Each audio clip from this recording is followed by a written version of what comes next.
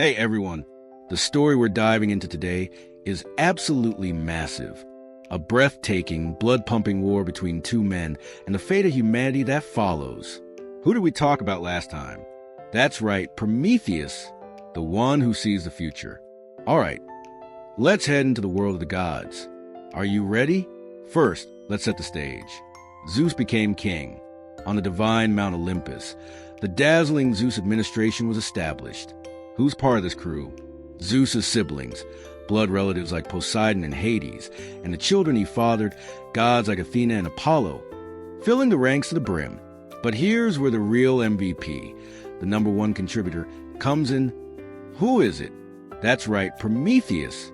Folks, without this guy, could Zeus have claimed the throne? No way. In the Titanomachy, that epic war myth, Prometheus stood by Zeus's side and was a key strategist who brought down the Titans. But here's where trouble starts brewing. Zeus began to keep Prometheus in check. Why? First, it's a bloodline issue. Prometheus isn't pure Olympian stock. He's a bit distant kin-wise. He's from the Titan lineage, you see. We're Titans. They're the old gods, including Zeus's dad, Cronus. Zeus overthrew Cronus in war to become king. So he's always a little uneasy about Titan-born folks. What if this guy betrays me? That kind of anxiety creeps in. The second problem is Prometheus's ability. This guy can see the future. Imagine this, folks. Zeus is sitting on his throne. I'm the best. And then Prometheus pipes up beside him. 10 years from now, something big's gonna go down. How would that feel? Scary, right? For Zeus, this power is a real burden. He didn't have this kind of worry before, but once he sees power, the paranoia kicked in. You all know this. When an ordinary person suddenly gets money or power, it feels like happiness, right? But then you can't sleep at night. Who's gonna stab me in the back? That's the vibe. Zeus was the same. He looked around and thought, if anyone's going to betray me, it's got to be this guy, Prometheus. So Zeus uses Prometheus as a strategist, but never gives him real power. Hey, you just come up with plans. I'll give the orders. That's the deal. Naturally, Prometheus isn't thrilled. What's this? He's keeping me in check? After all my loyalty? That tension starts piling up. Then one day, Zeus looks down from the peak of Mount Olympus at the earth below. And, whoa, what's this? The land's a total mess. Why? Because of the Titanomachy War. The sky and earth got trashed. Trees burned to ashes. Rivers dried up. And living creatures were practically extinct. Zeus takes one look and goes, what do I do with this? It's such a disaster that rebuilding seems impossible. But then Zeus gets an idea. What if I make living creatures and scatter them around?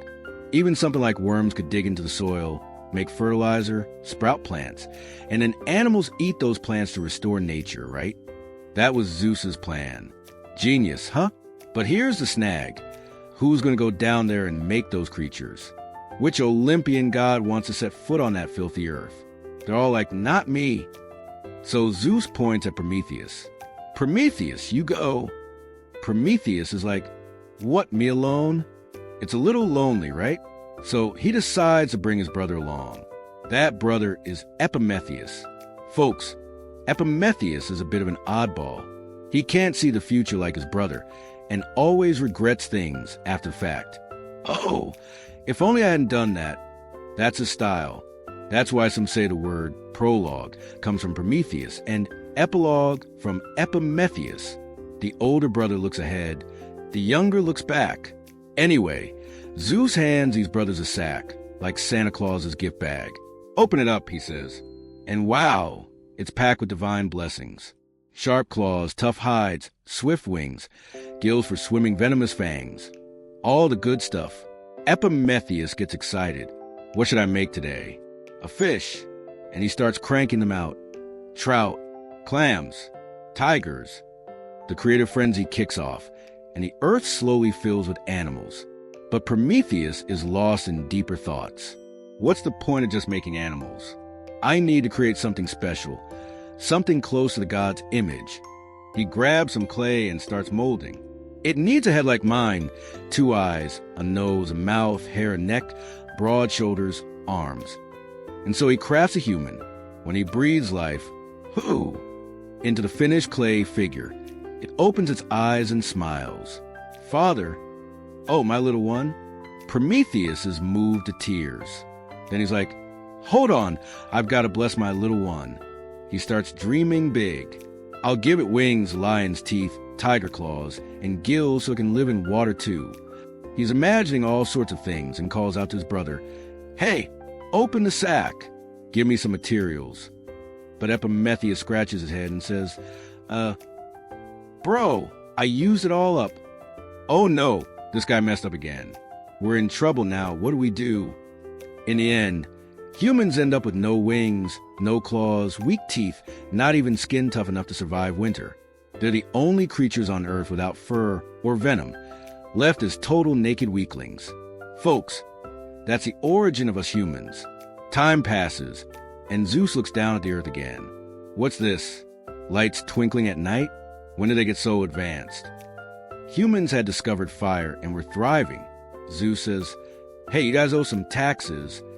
The humans go crying to Prometheus. Dad, Zeus wants tribute. What do we do? Prometheus says, here's the plan. He slaughters a cow, piles the tasty bits, steak, tripe, guts on one side and the bones and rough hide on the other, covering it to look unappetizing.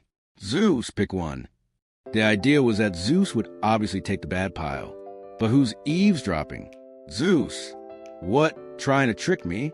He pretends not to notice and says, bring the tribute. The humans offer the bone pile, and when Zeus takes it and sees it's all bones, he explodes. You tricked me knowing full well. And he snatches fire away from humanity. In today's terms, it's like the power going out. No phone charging, no heating. Humans are screaming, it's cold, it's dark. Total chaos. As the humans wail, they took our fire. Prometheus steps up.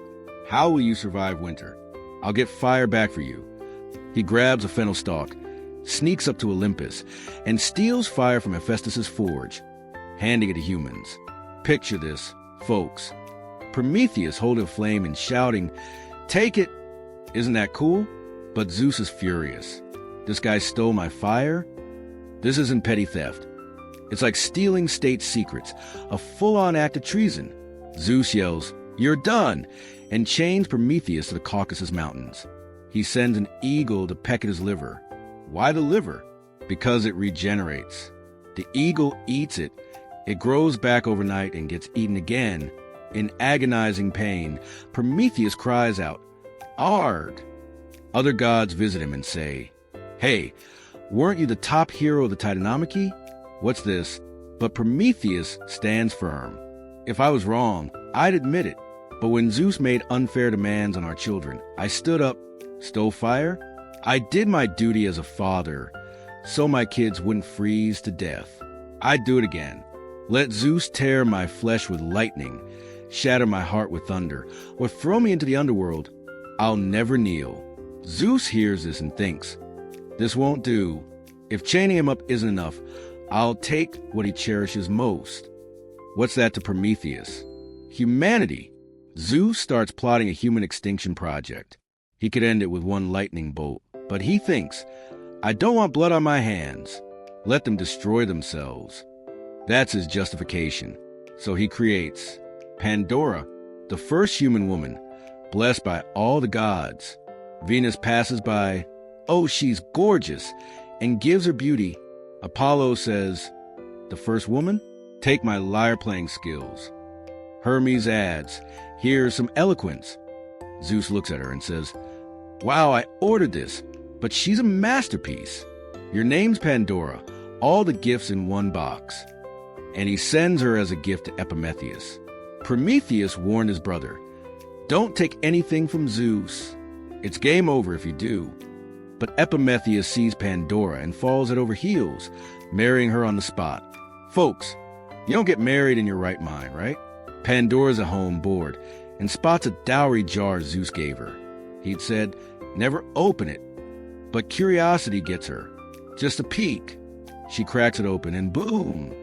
Disease, anger, war, despair, every evil spills out into the world. She slams it shut in panic, but hope stays inside. Is this hope a blessing or a curse? This isn't the end. Zeus ramps up his plan to wipe out humanity, and Prometheus' son Deucalion and Pandora's daughter Pyrrha step onto the stage. A great flood and humanity's rebirth are coming up. Stay tuned for next time. Don't forget to subscribe, like, and hit that notification bell. This divine drama, you'll regret missing it.